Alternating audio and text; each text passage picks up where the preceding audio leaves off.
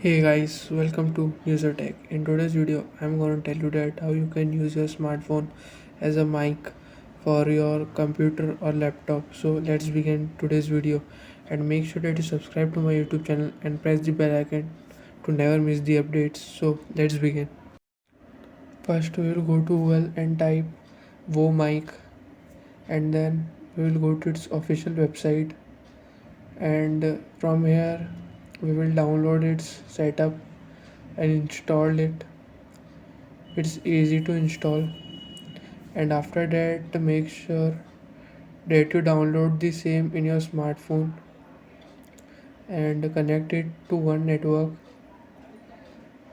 As you can see here, I have installed mic app in my smartphone and I have opened it, and now I will go to desktop, and I have I will be connecting it. For now I have connected it wirelessly, but you can also connect it through USB cable. So now I am going to show that it's perfectly working. Hello, am I audible?